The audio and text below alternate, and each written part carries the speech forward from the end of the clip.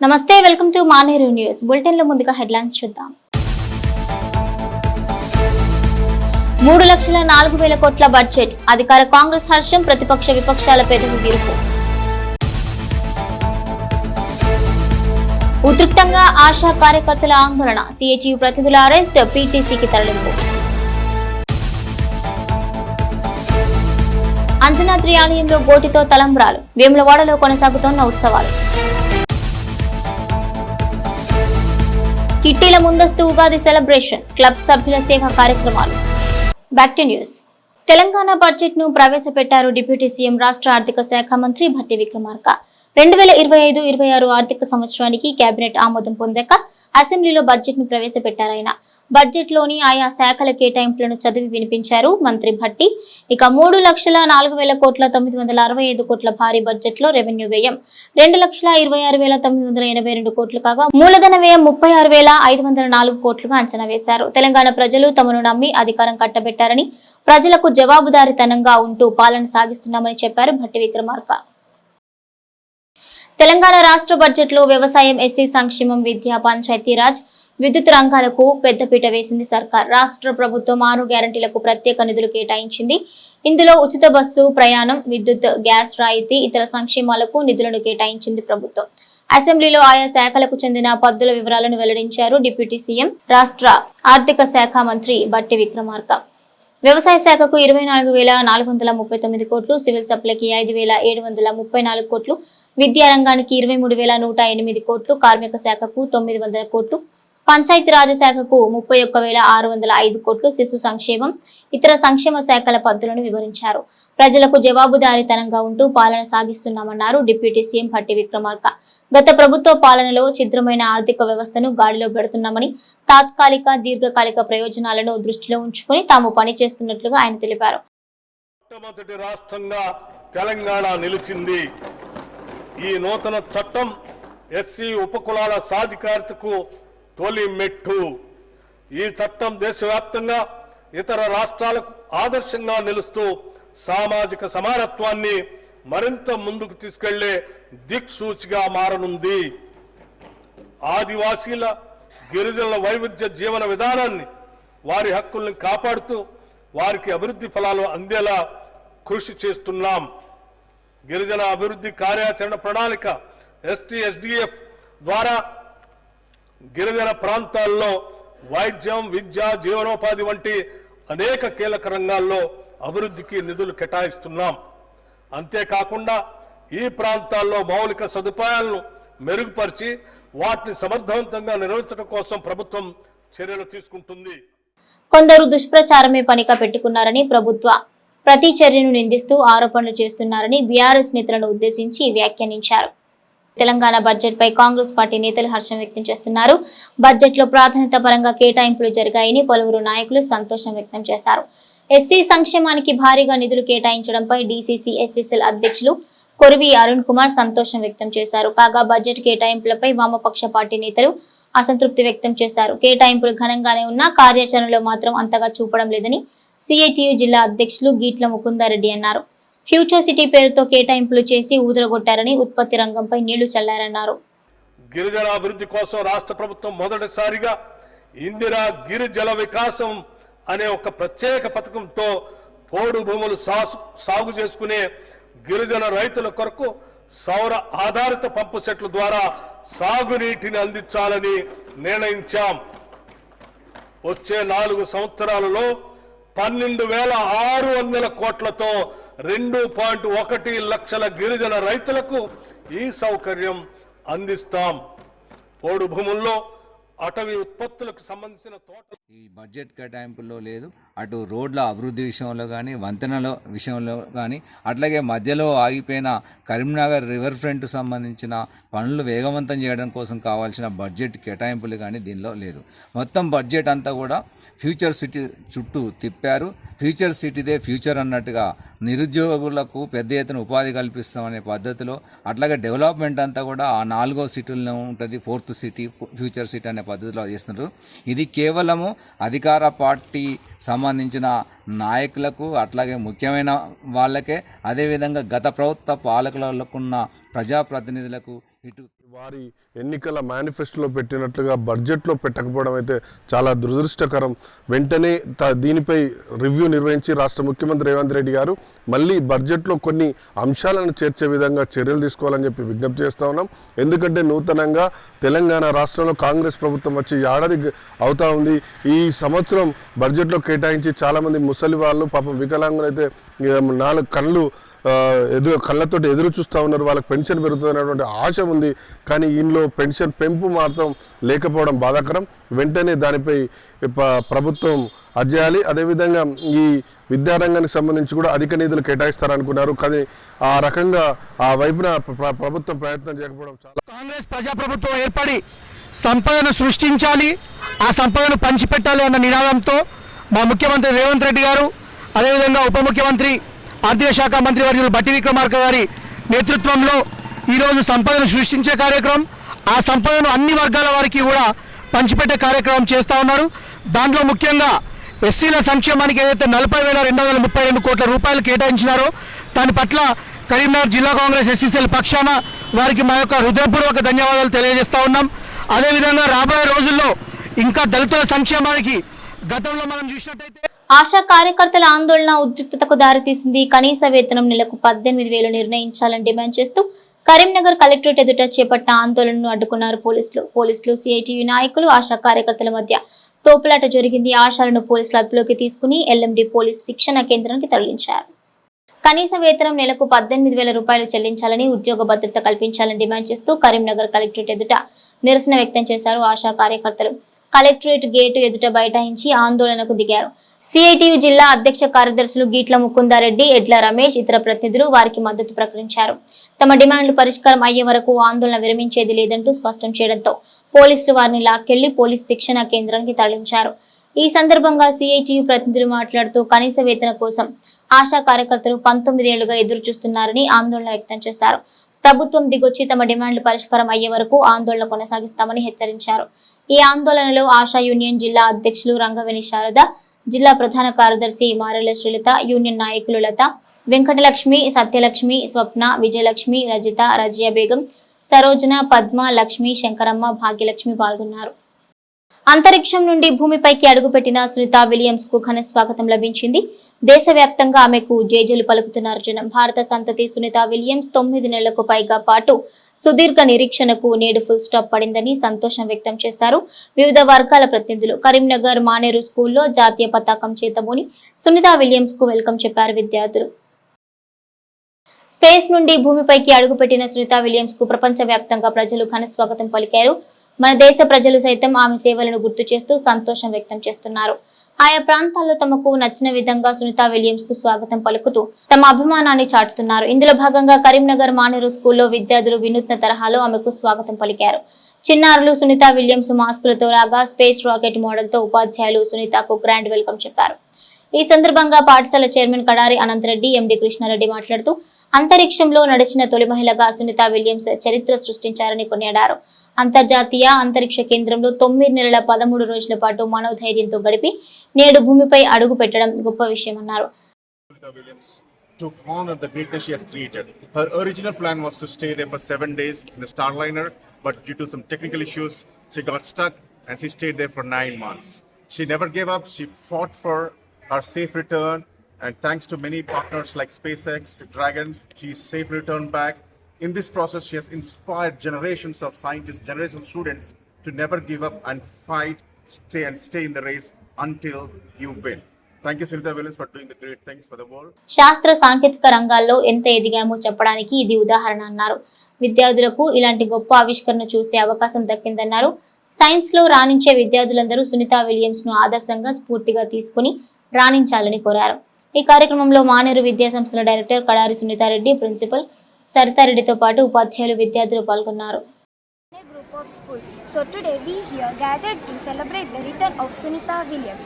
So her original plan to stay on space for 7 days, but due to technical issues she stayed for 9 months. So after 9 months she had returned to the earth. So we are very proud of her, and she is such an inspiration because she never gave up. So we thank our management, Mane Group of Schools, for giving this wonderful opportunity, and our school conduct many సమాజంలో స్వచ్ఛంద సంస్థల సేవలు మరువరానివి. పేదలకు తామున్నామని పలు సేవా కార్యక్రమాల ద్వారా నిరూపిస్తున్నాయి. కరీంనగర్లోని పలు సంస్థలు విరివిగా సేవా కార్యక్రమాలు నిర్వహిస్తూ స్ఫూర్తిగా నిలుస్తున్నాయి. తాజాగా Vasavi club, Vagdevi Vanita club, MR club ఆధ్వర్యంలో పలు సేవా కార్యక్రమాలు నిర్వహించారు. పేదలు, భక్తుల సహాయార్థం తాము ఈ సేవా నిరతిని చాటుతున్నట్లుగా చెప్పారు.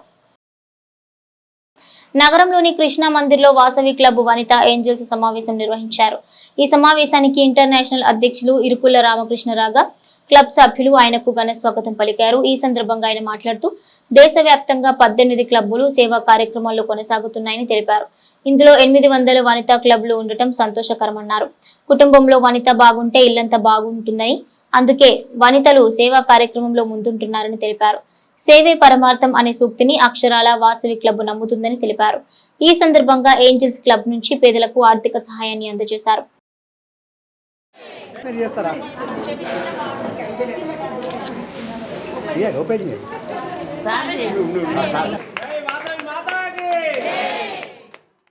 మరి ప్రతి సంవత్సరం కోట్లాది రూపాయలు వెచ్చించి సేవా కార్యక్రమాలు నిర్వహిస్తున్నటువంటి సంస్థ. ఈ సంస్థ ద్వారా వికేఎస్పి వాసవి కుటుంబ సురక్షక పథకం ద్వారా ఇప్పటి వరకు సుమారు 46 కోట్ల రూపాయలు మనం వెచ్చించి ఇవ్వడం జరిగింది. అదేవిధంగా ఈ సంవత్సరం స్వయం ఉపాధి పథకం కింద పేద వాసవీయులు ఎవరైనా వారికి వ్యాపార నిమిత్తం 50,000 రూపాయలు వడ్డీ లేని రుణాలు ఈ సంవత్సరం 1,50,00,000 ఇవ్వడం జరుగుతుంది. అదేవిధంగా స్కాలర్షిప్స్ వాసవీయులు, పేద వాసవీయులు ఎవరైనా ఉంటే వారి విద్యార్థులకు 1 కోటి రూపాయలు స్కాలర్షిప్స్ ఇవ్వడం జరుగుతుంది. ఇలా నగరంలోని అశోక్ నగర్లోని వాసవి ఆలయంలో వాగ్దేవి వనితా క్లబ్ సేవా కార్యక్రమాన్ని చేపట్టారు. గోమాత పూజ చేసిన అనంతరం ఇరుకుల రామకృష్ణ చేతుల మీదుగా వాటర్ ట్యాంక్ ను అందించారు. ఈ 2 కార్యక్రమాల్లో ఏంజల్స్ క్లబ్ అధ్యక్ష కార్యదర్శులు కాసనగొట్టు వజ్రలక్ష్మి, రాచమల్ల లత, ట్రెజరర్ కటకం సంధ్య, వాగ్దేవి క్లబ్ అధ్యక్ష కార్యదర్శులు Rupasri, Rajamani, treasurer Gampaharini, governor Kishore, region chairperson Patha Radhakishan, zone chairperson Madishetti Umadevi పాల్గొన్నారు. నగరంలోని లక్ష్మీనగర్ హనుమాన్ టెంపుల్లో వాసవి క్లబ్ ఆధ్వర్యంలో వాటర్ ఫ్రీజర్ ను అందజేశారు. ఈ సందర్భంగా క్లబ్ ప్రతినిధి నవీన్ మాట్లాడారు. ఆంజనేయ స్వామి లక్ష్మీనగర్ దేవస్థానంలో మన వాటర్ ఫ్రీజర్, కూలర్, మంచినీళ్ళు ఇక్కడ బహుకరించడం జరిగింది. ఎందుకంటే భక్తులకు నీళ్లు తాగడానికి కొరకు, చల్లటి నీళ్లు తాగడానికి కొరకు సౌకర్యంగా ఉంటుందని చెప్పి భావించి ఈ యొక్క అభయాంజనేయ స్వామి దేవస్థానానికి మా యొక్క వాసవి క్లబ్ ఎంఆర్ తరఫున బహుకరించడం జరిగింది. ఇటువంటి సేవా కార్యక్రమాలు వాసవి క్లబ్ తరఫునకి వెళ్ళి ఎన్నో చేస్తామని చెప్పి తెలియజేస్తున్నాను. ఇక ముందు కూడా ఎటువంటి వారికైనా కానీ కిట్టి పార్టీ దోస్తులంతా ఒకటై ముందస్తు నూతన విశ్వవసు నామ సంవత్సర ఉగాది ఉత్సవాలు జరుపుకున్నారు. Karimnagar, Ganesh Nagar forever kitty party మహిళలంతా ఉగాది పచ్చడితో పాటు బూరెలు, భక్షాలు, ఫ్రూట్ సలాడ్, సేమియా, బొబ్బర్లు, మామిడికాయ, కొత్త చింతపండు, తయారు చేసిన పులిహోర ఇలా వివిధ రకాల వంటకాలతో ఉగాది పండుగను కుటుంబ వాతావరణంలో జరుపుకున్నారు. ఈ సందర్భంగా కిట్టి గ్రూప్ నాయకురాలు కరివేద పద్మజ మాట్లాడుతూ ప్రతి ఏడాది మాదిరిగానే ఈ ఏడాది కూడా తమ ఫేవరెట్ కిట్టి ఆధ్వర్యంలో తమ గ్రూప్ మెంబర్స్ అంతా ఒకచోట కలిసి ఉగాది పండుగ జరుపుకున్నట్లుగా తెలిపారు. విశ్వావస నూతన ఉగాది పండుగ ఏడాది పాటు రైతులు, అన్ని వర్గాల వారు సుఖ సంతోషాలతో సంతోషంగా ఉండాలని ఆకాంక్షించారు. అనంతరం పరస్పరం ఉగాది హారాలను ధరించి ఉగాది పండుగ శుభాకాంక్షలు తెలుపుకున్నారు. ఈ కార్యక్రమంలో గ్రూప్ సభ్యులు సుచరిత, చంద్రకళ, శిల్ప, స్వాతి, లావణ్య, మహేశ్వరి, లక్ష్మి, విజయ, అనిత మహిళలు పాల్గొన్నారు. జరగవు కాబట్టి మన జీవితంలో కూడా ప్రతి ఒక్కటి ఇలా చేదులాగా కొంచెము సంతోషం, బాధ, కోపము ఇట్లాంటి అన్నీ మన జీవితంలో వస్తుంటాయి. కాబట్టి అన్నిటిని మనం పాజిటివ్గా తీసుకుంటూ ముందుకు సాగుతూ హ్యాపీగా ఉండాలి అన్నదానికి నిదర్శనం ఈ ఉగాది. ఎందుకంటే ఇవన్నీ మనం కలిపి ఉగాది పచ్చడిలాగా ఉగాది రోజు తీసుకుంటాము. దాని అర్థం అదే. మేము మాది friends for ever kitty A celebration అయినా మేము ఇట్లనే గ్రాండ్గా చేసుకుంటాం. అంటే మన సాంప్రదాయాలని బయటికి తీసుకురావాలి, ఏవైనా అందరికీ తెలియాలి మన సాంప్రదాయం అంటే ఏంటి, మన కల్చర్ అంటే ఏంటి. ఉగాది అంటే ఎందుకు వచ్చిందంటే బ్రహ్మదేవుడి దగ్గర నుంచి వేదాలని ఒక రాక్షసుడు దొంగలిస్తాడు. ఆ వేదాలని సముద్రంలో కింద పెడతాడు. ఆ వేదాలు విష్ణుమూర్తి చేపావతారం ఎత్తి వేదాలన్నీ తీసుకొని వస్తాడు బ్రహ్మదేవునికి. అప్పుడు ఈ వేదాలు ఇచ్చేసరికి అప్పటి నుండి యుగం స్టార్ట్ అవుతుంది. అప్పటి నుండి ఉగాది అనే పేరు వచ్చింది. ఉగాదితోటి కొత్త సంవత్సరం ఆరంభం అవుతుంది. ఈ కొత్త సంవత్సరము అందరికీ మంచి జరగాలని చెప్పేసి ఉగాది రోజు అందరూ గుడికి వెళ్ళి పంచాంగం చెప్పించుకుంటారు. వారి మళ్ళీ వచ్చే ఇయర్ వరకు వాళ్ళ ఎలా ఉంటుంది వాళ్ళ అంటే గ్రహచారం అది ఇది అని పంచాంగ శ్రవణం వినాలి. మంచిది. మళ్ళీ మనకి ఎలా జరుగుతుంది ఈ సంవత్సరం అని బడ్జెట్ గురించి వ్యవసాయం గురించి అన్నిటి గురించి చర్చ ఉంటుంది. అందుకని చెప్పేసి అందరూ ఉగాది రోజు గుడికి వెళ్ళి పంచాంగ శ్రవణం కంపల్సరీ వినాలి. శ్రీరామనవమి వేడుకలకు ఇప్పటి నుండే ఏర్పాట్లు చేస్తున్నారు. భద్రాద్రి క్షేత్రంలోనే కాదు రాష్ట్ర వ్యాప్తంగా అన్ని దేవాలయాల్లో సీతారాముల కళ్యాణ వేడుకలు నిర్వహిస్తారు. కరీంనగర్ భగత్ నగర్ అంజనాద్రి ప్రసన్నాంజనేయ స్వామి ఆలయంలో ప్రత్యేకంగా 9 రోజుల పాటు ఉత్సవాలు కొనసాగుతాయి. ఏప్రిల్ 6న జరిగే శ్రీ సీతారాముల కళ్యాణోత్సవానికి ఆలయంలో గోటితో తలంబ్రాలను ఒలుస్తారు భక్తులు. కోటి తలంబ్రాలను ఒలిచి కళ్యాణ తలంబ్రాలుగా వినియోగిస్తారు. ఆలయ ధర్మకర్త చిలకపాటి హనుమంతరావు సమక్షంలో ఈ కార్యక్రమం కొనసాగుతోంది. ఈ సందర్భంగా ఆయన మాట్లాడుతూ ఉగాది నుండి శ్రీరామనవమి వరకు 9 రోజుల పాటు తమ ఆలయంలో ఉత్సవాలు నిర్వహిస్తున్నట్లుగా తెలిపారు. ప్రతిరోజు విభిన్న విధంగా వేడుకలు కొనసాగిస్తామని అన్నారు.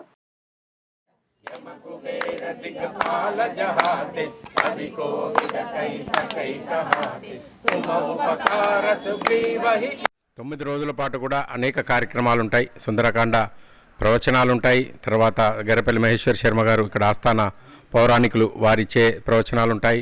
తర్వాత సుందరకాండ పారాయణము హోమాలు కూడా ఉంటాయి 3 రోజుల పాటు. తర్వాత చక్కటి శోభాయాత్ర ఉంటుంది.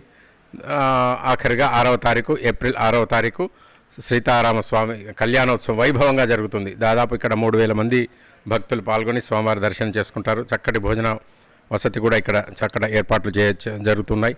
9 రోజుల పాటు కూడా అంటే ఉగాది మొదలు శ్రీరామనవమి వరకు 9 రోజులు రోజు సాయంత్రం పూట అనేక విభిన్నమైన కార్యక్రమాలు జరిగి ఇక్కడ చక్కటి సామూహిక భోజనాలు కూడా ప్రతిరోజు కూడా ఏర్పాటు చేయడమైనది. కాబట్టి 50 మంది భక్తులందరూ కూడా రాజన్న సిరిసిల్ల జిల్లా వేములవాడ శ్రీ రాజరాజేశ్వర స్వామి ఆలయంలో ఉత్సవాలు కొనసాగుతున్నాయి. సోమవారం శివపార్వతుల కళ్యాణ వేడుక జరగ్గా మంగళ బుధవారాల్లో పలు కార్యక్రమాలు కొనసాగాయి. బుధవారం ఉదయం తీర్థరాజస్వామి పూజ, ఔపాసనం, బలిహరణం, ఏకాదశ రుద్రహవనం జరగ్గా సాయంత్రం శ్రీ స్వామివార్ల రథోత్సవం నిర్వహించారు. శివ మహాపురాణ ప్రవచనం, బలిహరణం, శృంగార వసంతోత్సవం నిర్వహించారు. ఈ నెల 16న ప్రారంభమైన శివపార్వతుల కళ్యాణోత్సవాలు 20 వరకు కొనసాగనున్నాయి. కాగా స్వామివారిని Telangana state finance corporation managing director Katyayani దర్శించుకున్నారు. రాజరాజేశ్వరి స్వామిని దర్శించుకుని ప్రత్యేక పూజలు చేశారు. అనంతరం అర్చకులు వారిని ఆశీర్వదించి తీర్థ ప్రసాదాలు అందించారు. ఆమె వెంట ఆలయ inspector Narender, junior assistant Simhachari, ఆలయ సిబ్బంది ఉన్నారు. విద్యార్థులు కష్టపడి చదివితే ఉజ్వల భవిష్యత్తు ఉంటుందన్నారు Peddapalli deputy commissioner of police Pulla Karnakar. Peddapalli జిల్లా ఓదెల జిల్లా పరిషత్ ఉన్నత పాఠశాలలో 313 మంది 10వ తరగతి విద్యార్థులకు స్టేషనరీ అందజేశారు. మీకోసం పోలీసులు కార్యక్రమంలో భాగంగా పాత్కపల్లి పోలీస్ స్టేషన్ ఎస్ఐ రమేష్ ఆధ్వర్యంలో ఈ కార్యక్రమాన్ని చేపట్టారు. దీనికి పెద్దపల్లి డీసీపీ కరుణాకర్, ఏసీపీ గజ్జి కృష్ణ హాజరై విద్యార్థులకు పరీక్షా ప్యాడ్స్, పెన్నులు అందించారు. అనంతరం 10వ తరగతి పరీక్షలపై విద్యార్థులకు అవగాహన కల్పించారు. పరీక్షల్లో విద్యార్థులు మంచి మార్కులు సాధించి ఉత్తీర్ణు కావాలన్నారు. ఇలాంటి ఒత్తిళ్లకు లోను కాకుండా నిర్భయంగా పరీక్షలు రాయాలన్నారు. పట్టుదల ఉండాలి, విశ్వాసం ఉండాలి, మన పైన మనకు నమ్మకం ఉండాలి. బికాజ్ ఆఫ్ కాన్ఫిడెన్స్, ఆ కాన్ఫిడెన్స్ అనేది మీ లోపల ఉండాలి. మీ మీద మీకు నమ్మకం ఉండాలి. ఆ నమ్మకం ఉన్నట్టయితే, పట్టుదల ఉన్నట్టయితే సక్సెస్ అనేది దానంతట అదే వస్తుంది. ఇప్పటి నుంచైనా సరిగా చదివినట్టయితే ఇంకొక 2 డేస్లో ఎగ్జామ్స్ స్టార్ట్ అవుతున్నాయి. ఫస్ట్ హ్యాండ్ చేసుకోవాలి. అర్థమైందా? ఖచ్చితంగా చదువుకోవాలి. మన అమ్మ నాన్న అందరూ మన ఇప్పుడు కూర్చున్న మన పెద్ద సారు, నేను కావచ్చు, మీ అందరి తల్లిదండ్రులు కావచ్చు, అందరూ కూడా మధ్యతరగతి, బిలో మధ్యతరగతి, ఈ 3 నుంచి వచ్చిన వాళ్ళు మనంతా కష్టపడితే ఫలితం తగ్గుతుంది. అందుకే ఒక పాట లాస్ట్కి చెప్పి ముగిస్తా, చాలాసేపు మాడతా. కానీ ఎందుకంటే ఇవన్నీ మాటలు కాదు, నేర్చుకున్నటువంటి బాధల్లోంచి వచ్చిన అటువంటి ఇవన్నీ ఎందుకంటే కష్టపడి వెళ్ళిపోయే కారం తినేది. మీరైనా కష్టపడి చదువుకుంటేనే అమ్మా నాన్న. ప్రతి ఒక్కరి ఆనందమయ జీవితానికి షేరింగ్ అండ్ కేరింగ్ సూత్రం ప్రధాన కారణం కావాలని ఆకాంక్షించారు ప్రముఖ columnist, retired principal doctor Burra Madhusudan Reddy.